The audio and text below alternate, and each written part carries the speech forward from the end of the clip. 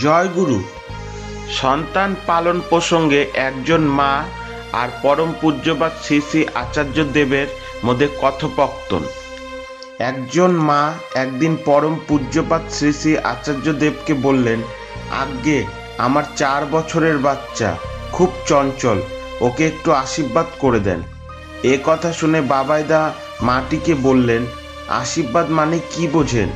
মাথার উপর হাত রাখবো, একটা জ্যোতি বেরিয়ে ওকে স্থির করে দেবে এমন? আমি এরকম করি। মাটি কোনো উত্তর দিচ্ছেন না। তিনি বুঝিয়ে বললেন, আশীর্বাদ মানে অনুশাসনবাদ। যা যা করলে ও ঠিক পথে চলতে শিখবে সেগুলো আয়ত্ত করানো। দুধ ছানা করতে হলে একটা প্রক্রিয়ার মধ্যে দিয়ে নিয়ে যেতে হয়, এও তাই। ছেলেকে কতটা ভালোবাসেন তাতে ওর কিছু যাবে আসবে না।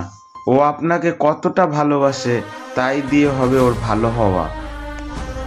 আমাকে কতখানি ভালোবাসেন তাতে আমার কিছু যায় আসে না। আমি তাকে ভালোবাসি কিনা সেটাই হচ্ছে দেখার। বাচ্চাদের মায়েরা এটাই শেখাতে পারে। তোকে যে আমি ভালোবাসি, তুই আমাকে ভালোবাসার জন্য কি করিস? তুই তো বাইরে গেলি, একটা সেফটি পিন নিয়ে এলি আমার জন্য। সবসময় বাবা মাই তো তাকে দেয়। সেভাবে যে বাবা মা হচ্ছে সেই কামধেনু যাদের দুয়ে দুয়ে জীবন চলে।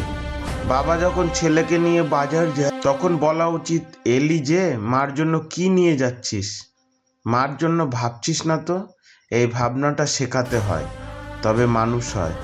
নতুবা ভাবে যে বাবা মার কাছ থেকে পেতেই হয়, বাবা মার জন্য করতেই হয়। এটা যদি না শেখে তাহলে কি হবে? বক্তা পরম পূজ্যপাদ শ্রী শ্রী আচার্য দেব। জয় গুরু।